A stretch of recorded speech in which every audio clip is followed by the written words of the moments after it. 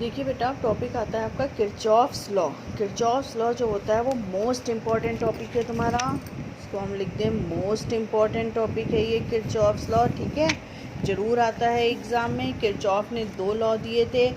First law को हम KCL कहते हैं, KCL means Kirchhoff current law, और सेकंड लॉ को हम केवीएल कहते हैं, किरचॉफ वोल्टेज लॉ। ठीक है, अब करंट जो है वो किससे प्रोड्यूस होती है? चार्ज से। तो इसको हम फर्स्ट लॉ को बोलते हैं कंजर्वेशन ऑफ चार्ज, है ना। ये कि लिखा हुआ है कि जो फर्स्ट लॉ है वो किसका स्टेटमेंट है? कंजर्वेशन ऑफ चार्ज का। और सेकंड लॉ हमारा वोल्टेज लॉ होता है, केवीएल। तो वोल्टेज मतलब एनर्जी, है ना। वोल्टेज मतलब क्या होता है? Energy, potential. वी मतलब पोटेंशियल, और पोटेंशियल क्या होती है? एनर्जी। तो सेकंड लॉ जो होता है वो कंजर्वेशन ऑफ एनर्जी पे होता है। ओके, तो सबसे पहले हम फर्स्ट लॉ देखते हैं, किरचॉफ फर्स्ट लॉ, और जंक्शन रूल भी इसको बोलते हैं। ठीक है, और केसीएल, किरचॉफ करंट लॉ। ठीक, क्या होता है? In an electric circuit the algebraic sum of the currents meeting at any junction in the circuit is zero. ठीक है, कहीं से भी करंट आ रही हो, किसी भी डायरेक्शन से आ रही हो, अगर वो एक जंक्शन पर मिल रही है, एक पॉइंट पर मिल रही है, तो उनका जो सम होता है वो क्या होता है? सिग्मा आई जीरो होता है। कैसे? देखो, I1 और I2 की डायरेक्शन सेम है, ये दोनों कहाँ हैं? पॉइंट की तरफ जा रही हैं। बट I3, I4 और I5 पॉइंट से दूर जा रही हैं। तो हम क्या लिखेंगे? I1 plus I2 minus I3 minus I4 minus I5 equal to 0। I1 I2 जा रही हैं सेंटर की ओर, तो हमने क्या ले ली? दोनों प्लस में ले ली। और ये सेंटर से दूर जा रही हैं, इसलिए माइनस में ले लिया। ठीक, इनका सम क्या हो गया? 0। तो I1 plus I2 equal to I3 plus I4 plus I5 हो जाएगा।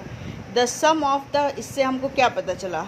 ठीक है, कि entering the sum of the entering current, जो करंट हमारी एंटर हो रही है उसका सम जो करंट हमारी लीव हो रही है उसके सम के बराबर होगा, है ना। I1 I2 एंटर हो रही है, I3 I4 I5 लीव हो रही है, तो इन दोनों का सम इन तीनों के सम के बराबर होगा। ठीक, तो the sum of the currents entering the junction is equal to the sum of the currents leaving the junction.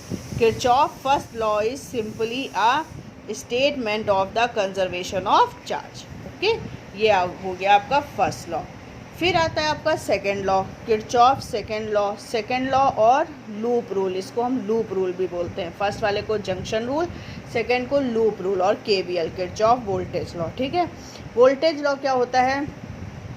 The algebraic sum of the changes in potential around any closed resistance loop is zero. ठीक है, कि अगर किसी circuit में resistance लगे हुए हैं तो उन रेजिस्टेंस में सबका जो पोटेंशियल है उनका सम क्या होता है? ज़ीरो। क्लोज्ड सर्किट में, क्लोज सर्किट में पोटेंशियल का सम जो होता है वो क्या होता है? ज़ीरो। जितने भी रेजिस्टेंस हैं उनका पोटेंशियल का सम क्या होगा? ज़ीरो। ठीक है, मतलब sigma delta V equal to sigma I R, V equal to I R होता है, इक्वल टू ज़ीरो। ठीक, अब Kirchhoff second law is simply a statement of the conservation of energy. हम बता चुके हैं, KVL, KVL voltage means potential, potential means energy, तो ये एनर्जी पे होगा। ठीक, अब ये लूप है। देखिए, सबसे इम्पॉर्टेंट चीज़ है यहाँ पर इक्वेशन बनाना। अगर ये आप नहीं सीख पाए तो आप पूरे चैप्टर में कुछ नहीं सीख पाओगे, और प्लस आगे जाके अगर बीएससी या बीटेक कुछ करोगे तो वहाँ पर तुम्हें ये इक्वेशन बनाना कोई नहीं सिखाएगा। ओके, तो देखिए, अब ये एक सर्किट है। सर्किट में देखिए क्या है, सबसे पहले ये E1 है, एक सेल है हमारा E1। ठीक, पॉजिटिव सिरा लंबा है, निगेटिव सिरा छोटा है। ठीक, उसके बाद यहाँ पर एक रेजिस्टेंस R1 है। ठीक, फिर उसके बाद यहाँ एक सेल E2 है, ये पॉजिटिव सिरा हो गया, ये निगेटिव सिरा, फिर एक रेजिस्टेंस R2 है, और फिर R3 है। इस तरह से सर्किट बना हुआ है। ये हमने अब क्लोज्ड है, ये देखो चारों तरफ से बंद है ना, तो ये पहला क्लोज्ड लूप हो गया और ये दूसरा क्लोज्ड लूप हो गया। पहला लूप हमारा ये हो गया, ठीक, और दूसरा लूप हमारा ये हो गया। ठीक है, ये जो बीच वाली लाइन है ये दोनों लूप में क्या है? कॉमन है। ठीक, अब हम करंट फ्लो करते हैं। करंट जो होती है हमारी वो पॉजिटिव से निगेटिव की तरफ बहती है, तो हमने माना E1 से करंट बह रही है, तो ये पॉजिटिव सिरा है। पॉजिटिव से बहना शुरू हुई I1 करंट, ठीक। ये I1 करंट यहाँ पर बह रही है। अब जैसे ही I1 यहाँ पर पहुँचेगी करंट क्या हो जाएगी, डिवाइड हो जाएगी, ठीक है। यहाँ पर डिवाइड हो जाएगी, थोड़ी इधर चली जाएगी, बाकी इधर आ जाएगी। तो I1 यहाँ पर पहुँची तो हमने माना I2 इधर चली गई, I2 हमारी इस लाइन में चली गई, तो बाकी हमारी इधर जाएगी। मतलब I1 में से अगर हम I2 माइनस कर दें तो बाकी जो करंट बचेगी वो कहाँ जाएगी, इधर। तो इधर क्या गई, I1 माइनस I2 गई, ठीक। अब I1 माइनस I2 यहाँ से गई, ये देखो I1 माइनस I2। अब जैसे ही यहाँ पर I1 माइनस I2 आएगी, इधर से हमारी I2 चल के आ रही है, ठीक। तो यहाँ पर क्या हो जाएगा, I1 माइनस I2 और प्लस I2 तीनों ऐड हो जाएंगे, है ना। यहाँ पर तो ये और ये मिल जाएंगी, I2 कैंसिल हो जाएगा, बचेगा क्या, I1। फिर यहाँ से I1 चल देगी और यहाँ पर I1 आ जाएगी, ओके। तो ये हमारा होता है लूप रूल, ठीक। अब देखो कैसे हम इक्वेशन बनाते हैं, सबसे मोस्ट इम्पॉर्टेंट चीज़ है। ये तो करंट डिवाइडेशन था। अब इक्वेशन बनाने के लिए हम किसी भी कॉर्नर से चलते हैं, चाहे हम यहाँ से चलें, चाहे हम यहाँ से चलें, चाहे हम यहाँ से चलें, चाहे यहाँ से, चाहे यहाँ से, चाहे यहाँ से, जहाँ से आपकी इच्छा हो वहाँ से आप चल सकते हैं, ठीक है। हम मानते हैं कि हम यहाँ से चल रहे हैं, ठीक। हम जो इक्वेशन बना रहे हैं वो यहाँ से चल रहे हैं, ठीक। यहाँ से हम नीचे की तरफ चले, लूप 1 की अगर हम बात करें, पहले हम लूप 1 में इक्वेशन बनाएंगे। तो यहाँ से जब हम नीचे की तरफ चलेंगे, इधर घूम गए, तो सबसे पहले सेल का क्या आया, पॉजिटिव सिरा।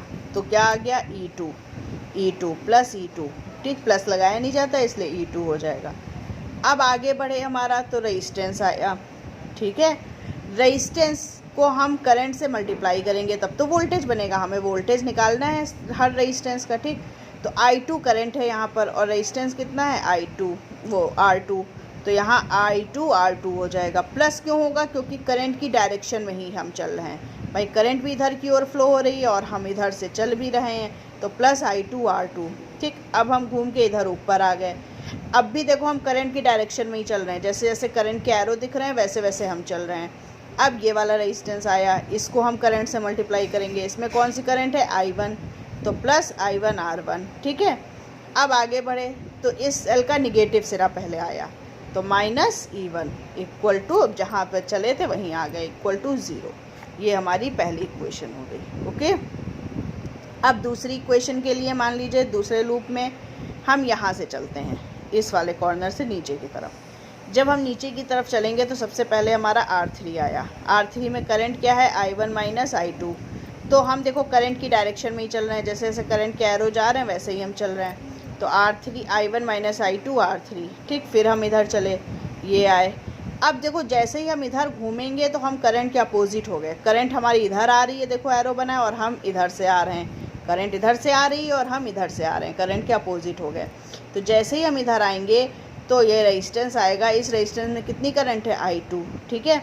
लेकिन हम करंट के अपोजिट हैं तो इसलिए माइनस साइन लग जाएगा, माइनस I2 R2, ओके। फिर आगे बढ़े तो इस सेल का निगेटिव सिरा पहले आएगा, तो माइनस E2 इक्वल टू 0। ये हमारी दूसरी इक्वेशन बन गई, ओके। तो आपको ये ध्यान रखना है कि रेजिस्टेंस में, जब रेजिस्टेंस में हम इक्वेशन बनाते हैं तो करंट से मल्टीप्लाई करते हैं, ठीक। और अगर हम करंट की डायरेक्शन में हैं तो प्लस होगा, और करंट के अगर अपोजिट डायरेक्शन में है तो माइनस होगा, ठीक। और जब हम सेल की बात करते हैं, बैटरी की बात करते हैं, ठीक है, ये इसकी बात करते हैं, तो इसमें हम निगेटिव और पॉजिटिव सिरा देखते हैं। चलते समय हमारे रास्ते में अगर पॉजिटिव सिरा पहले आएगा तो प्लस E2, और अगर निगेटिव सिरा पहले आएगा तो माइनस E2 होगा, ओके।